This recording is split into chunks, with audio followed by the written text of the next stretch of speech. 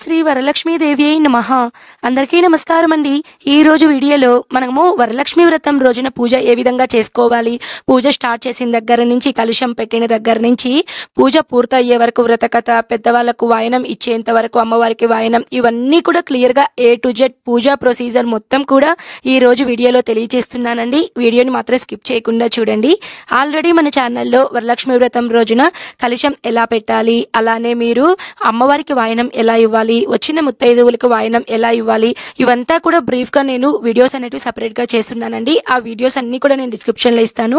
ఇప్పుడు వచ్చేసి మన పూజ ఎలా చేసుకోవాలో తెలియజేస్తానండి. ముందుగా ఎవరైనా సరే మీరు వరలక్ష్మి వ్రతం పూజ చేయాలి అనుకున్న వాళ్ళు ముందుగా మీ కుటుంబ సభ్యులతో అయితే మీరు చెప్పుకోవాలండి. ముందుగా భర్త యొక్క సలహానైతే తీసుకోవాలి, ఆయన పర్మిషన్ తీసుకొని ఈ పూజ అనేది చేసుకోవాలండి. ఖచ్చితంగా భార్యాభర్తలు ఇద్దరు కలిసి పూజ చేసుకోవాలా అంటే అలా ఏం లేదండి. ఒకవేళ భర్త కనుక ఉంటే పక్కన కూర్చొని పూజ అనేది చేసుకోవచ్చు. భర్త పక్కన లేకపోయినా సరే భర్త యొక్క చొక్కాని కానీ టవల్ కానీ మీరు పైన భుజం మీద వేసుకొని పూజ అనేది చేసుకోవచ్చండి. వరలక్ష్మి వ్రతం రోజున ఉదయాన్నే మీరు తలస్నానం చేసుకొని ఇంటిని వాకిలిని శుభ్రం అనేది చేసుకోవాలండి. డీప్ క్లీనింగ్ అనేది మీరు వరలక్ష్మి వ్రతం ముందు రోజే, గురువారం రోజే మీరు బూజులు తులపడం కానివ్వండి, అలాంటివన్నీ చేసుకోవాలి. వరలక్ష్మి వ్రతం రోజున మాత్రం ఎటు పరిస్థితిలో బూజులు అలాంటివన్నీ కూడా దులుపకూడదండి. ఉదయాన్నే మీరు శుక్రవారం రోజున ఉదయాన్నే నిద్ర లేచి తలస్నానం చేసుకొని ఇంటిని వాకిలిని శుభ్రం చేసుకొని ఏదైనా ఒక పీఠం అనేది ఏర్పాటు చేసుకోవాలండి. పీఠం దగ్గర మీరు ముందుగా జేగోరుతో ముగ్గు అనేది వేసుకొని, జేగోరుతోనే కాదండి నార్మల్గా మీరు అమ్మవారికి అష్టదళ పద్మ ముగ్గు అనేది వేసుకొని అమ్మవారికి మనం పీఠం అనేది ఏర్పాటు చేసుకోవాలి. ఈ పూజ మనం ప్రత్యేకంగా చేస్తాం కాబట్టి మన పూజా రూమ్లో ప్లేస్ ఉన్నా కూడా మనం అంత ఫ్రీగా చేసుకోలేమండి. కాబట్టి నా సజెషన్ ఏంటంటే ఒక పీఠం అనేది పెట్టుకొని పూజ అనేది చేసుకోండి. మీకు ఎటువంటి టెన్షన్ లేకుండా ప్రశాంతంగా పూజ అనేది చేసుకుంటారు. ముందుగా అయితే ఒక పీఠం అనేది ఏర్పాటు చేసుకోవాలండి. ముందుగా నేను ఇక్కడ మీకు ఒక 10 పాయింట్స్ చెప్తానండి.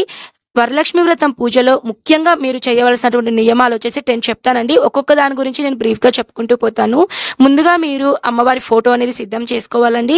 పూజ అంతా పీఠం అంతా సిద్ధం చేసుకున్న తర్వాత గణపతి పూజ చేసుకోవాలి. తర్వాత వరలక్ష్మి అమ్మవారికి పూజ చేసుకోవాలి. అమ్మవారి పూజ ఖచ్చితంగా షోడశోపచార పూజలకే ప్రాధాన్యత అనేది ఇవ్వండి. మీకు ఒకవేళ మంత్రాలు రాకపోతే మన ఛానల్లో ఆడియో వీడియో కూడా ఉందండి.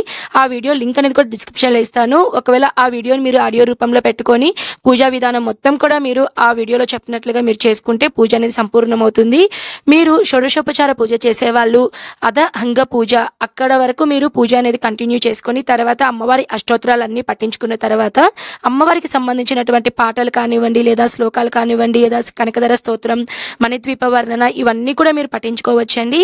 తర్వాత అమ్మవారికి దీప ధూప నైవేద్యం అనేది ఇవ్వాలి. తర్వాత తోరం పూజ అనేది ఉంటుందండి. తోరం పూజ అనేది ఈ వరలక్ష్మి వ్రతంలో చాలా ఇంపార్టెంట్ అండి.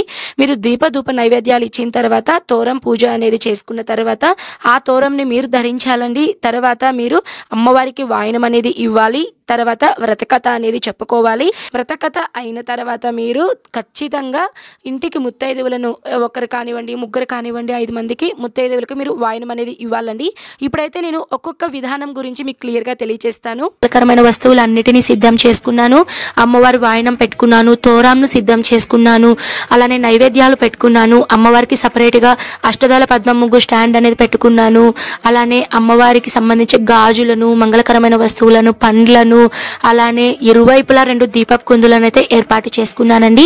ఈ పూజలో మీరు ఎన్ని దీపాలు పెట్టుకోవాలండి అంటే అది మీ ఇష్టం అండి. మీ ఇష్టానుసారం మీరు ఎన్ని దీపాలైనా పెట్టుకోవచ్చండి. 1 దీపం కానీ, 2 కానీ, 3 కానీ, 5 కానీ ఎన్నైనా సరే పెట్టుకోవచ్చండి.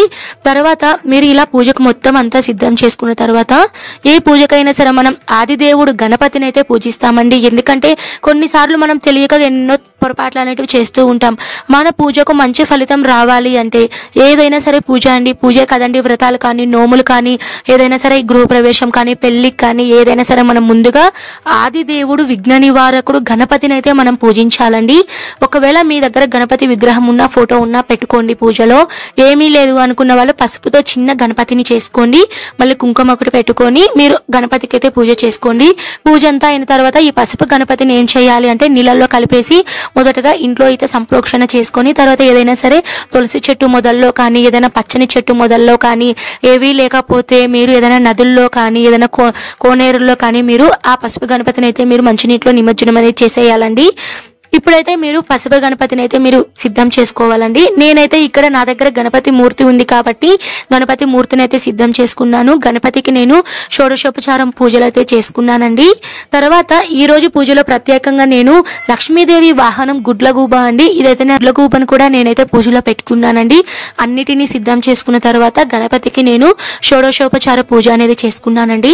చాలా మందికి ఒక సందేహం అయితే, మాకు మంత్రాలు తెలియవండి, షోడశోపచార మంత్రాలు తెలియవు, మా దగ్గర పూజా పుస్తకం లేదు, అలాంటి వాళ్ళు ఏం చేయాలి అంటే, కుదిరినంత వరకు మీకు ఈ వరలక్ష్మి వ్రతం అనగానే ప్రతి పూజా షాప్ లో అయితే పుస్తకం అయితే దొరుకుతుందండి. పూజ ఎలా చేయాలి పూజా విధానం పుస్తకం కేవలం 10 రూపాయలకి అయితే దొరుకుతుందండి. పూజ ఒకవేళ పుస్తకం దొరకని వాళ్ళు నేను మీకు ఒక అప్లికేషన్ చెప్తానండి, స్తోత్ర నిధి అని ఒక అప్లికేషన్ చెప్తాను. ఈ అప్లికేషన్ లో అయితే మీకు పూజకు సంబంధించిన అన్ని అండి, వ్రతాలు, నోములు, సత్యనారాయణ వ్రతం, మంగళ గౌరీ వ్రతం, అలానే ప్రతి వినాయక చవితి వ్రతం, ప్రతి వ్రతము, నోములు, పూజలు, అష్టోత్తరాలు, శ్లోకాలు అన్ని కూడా ఉంటాయండి. వీటిలో మనకి అన్ని లాంగ్వేజెస్ లో కూడా ఉంటాయి. ఇది కూడా మీకు ఉపయోగపడితే తప్పకుండా ఇన్స్టాల్ చేసుకోండి.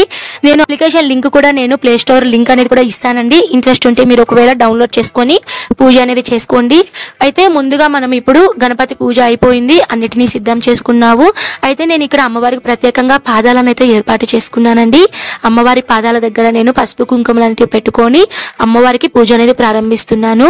కుదిరినంత వరకు వరలక్ష్మి వ్రతం పూజను షోడశోపచార పూజలతో చేయండి. ఎందుకంటే అమ్మవారు షోడశోపచార అంటే 16 ఉపచారాలను, అంటే అమ్మవారిని ధ్యానించి ఆవహించి అమ్మవారికి మనము అర్ఘ్యపాద్యాలను సమర్పించి అమ్మవారికి వస్త్రాలంకరణ, యజ్ఞోపవీతం వీటన్నిటిని సమర్పించి పుష్పము, గంధం, అక్షింతలతో అమ్మవారికి మనం పూజించాలండి. ఎందుకంటే సాక్షాత్తు మనము లక్ష్మీదేవిని ఇంట్లోకి ఆహ్వానిస్తున్నాం కాబట్టి అమ్మవారికి తగినట్లుగా అన్ని ఉపచారాలు చేసి మనం పూజ అనేది చేస్తే చాలా మంచిదండి.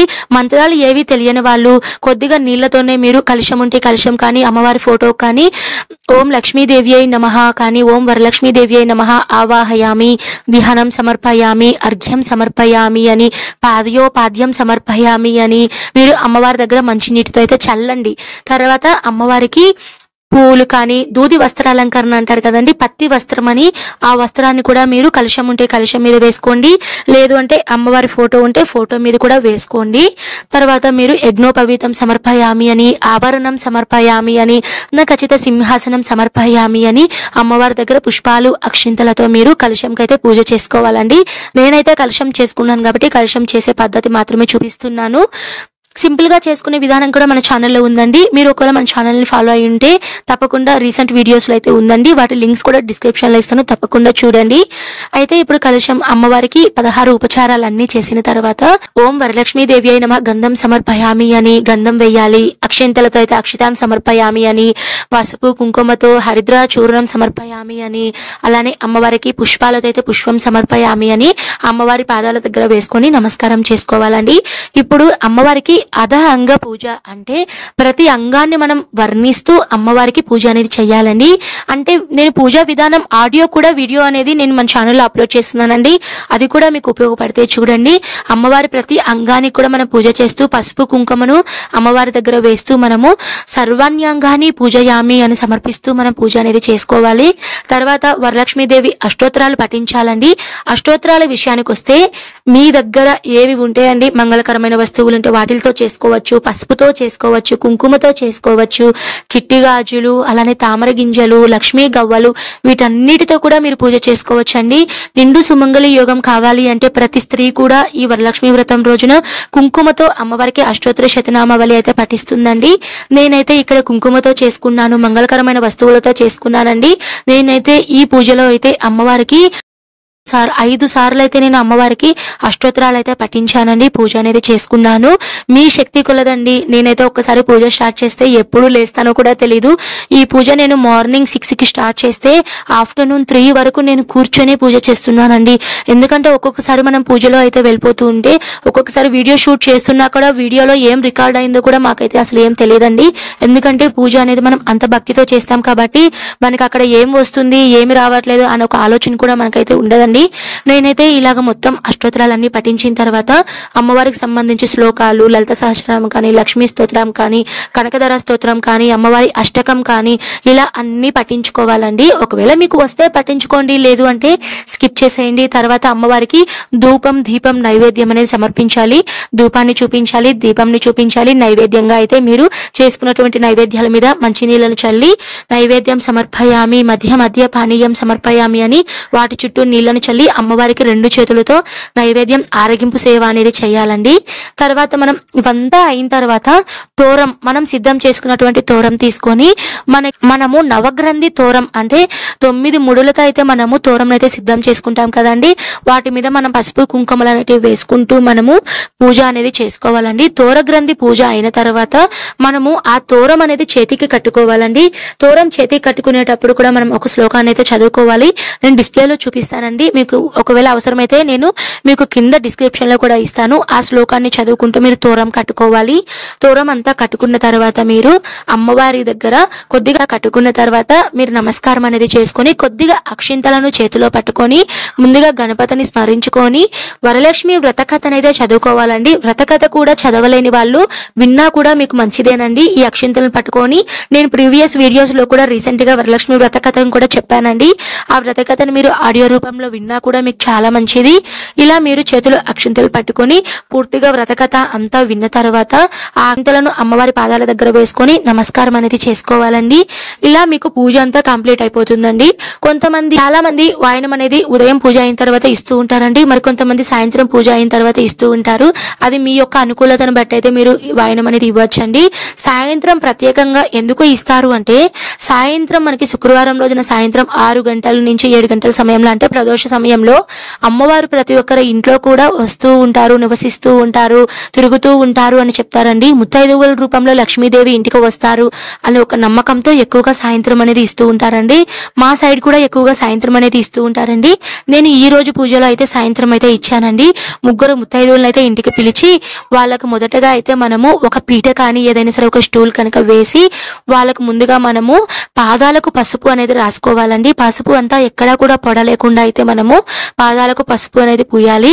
తర్వాత మనము ఒక పొడి గుడ్డతో అయితే మన చేతులను శుభ్రం చేసుకొని తర్వాత మనము కుంకుమ అనేది వచ్చిన ముత్తైదువుని మనం లక్ష్మీదేవి స్వరూపంగా భావించి వాళ్ళకైతే మనము కుంకుమ అనేది పెట్టాలండి. తర్వాత కొద్దిగా పసుపు కుంకుమను వాళ్ళకిస్తే వాళ్ళు వాళ్ళ మంగళసూత్రం కూడా పెట్టుకోవాలండి. ఇలా అయితే మా సైడ్ చేసే విధానాన్ని మాత్రమే నేను తెలియజేస్తున్నానండి. ఒక్కొక్కరు ఒక్కొక్క సైడ్ ఒకలా చేస్తూ ఉంటారండి. కొంతమంది పసుపు కుంకుమ అయితే ఇవ్వరండి వాయనంలో. మేమైతే పసుపు కుంకుమ అయితే ఇస్తామండి. ఎందుకంటే వచ్చిన ముత్తైదువులు మనం లక్ష్మీ స్వరూపంగా భావిస్తున్నాం కాబట్టి లక్ష్మీదేవి అంటే సాక్షాత్తు ఆ తల్లే కదండి.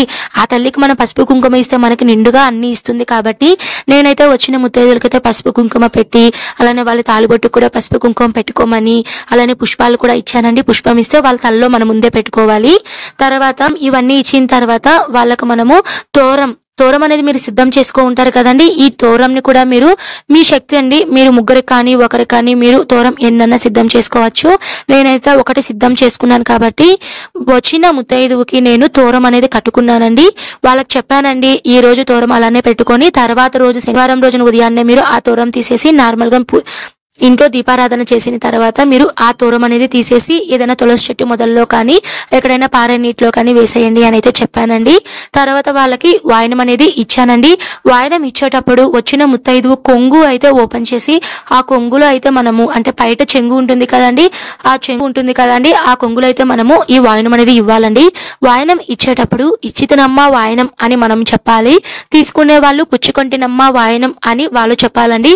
ఇలా 3 సార్లు చెప్పిన తర్వాత వాళ్ళకి వాయనం ఇచ్చిన తర్వాత వాళ్ళ కొద్దిగా అక్షింతలు ఇచ్చేసి వాళ్ళ దగ్గర మనము బ్లెస్సింగ్స్ అనేది తీసుకోవాలండి. అంటే సాక్షాత్తు ఆ లక్ష్మీదేవి మనకి బ్లెస్సింగ్స్ ఇచ్చింది అని మనము వాళ్ళ దగ్గర ఆశీర్వాదం అయితే తీసుకోవాలండి. తర్వాత వచ్చిన ముత్తైదువులకైతే ప్రసాదం మీరు పూజలో పెట్టుకుంటారు కదండి, వచ్చిన ముత్తైదువులకు మీరు ప్రసాదం అనేది పంచిపెట్టాలి. ఈ విధంగా అయితే వాళ్ళని మనము అతిథి సత్కారాలన్నీ చేసి వాయనం అనేది ఇచ్చి పంపించాలండి. తర్వాత మీరు ఉద్యాపన అనేది శుక్రవారం రోజున అమ్మవారి పీఠం అలానే పెట్టుకొని శనివారం రోజున ఉదయం మీరు 9 గంటల లోపల పూజ దీపారాధన అన్ని చేసుకొని ఒకవేళ మీకు ఓపిక ఉంటే మీరు అష్టోత్తరాలు అవన్నీ పఠించి అమ్మవారికి పూజ అంతా అయిన తర్వాత ఉద్యాపన మంత్రం అనేది చెప్పుకొని నేను ఉద్యాపన గురించి ప్రత్యేకంగా ఒక వీడియో అనేది చేస్తానండి. ఇప్పుడైతే నేను మీకు నార్మల్ గా బ్రీఫ్ గా అయితే చెప్తున్నాను. ఇది అమ్మవారి పూజా పీఠాన్ని అయితే కదిలించి ఉద్యాపన చేసుకోవాలండి. ఇదండి వరలక్ష్మి వ్రతం రోజున ఉదయం పూజ స్టార్ట్ చేసిన దగ్గర నుంచి ఉద్యాపన చేసేంత వరకు క్లియర్ గా ఈ వీడియోలో అయితే వివరించానండి. మీకు ఈ వీడియో బాగా ఉపయోగపడింది నేను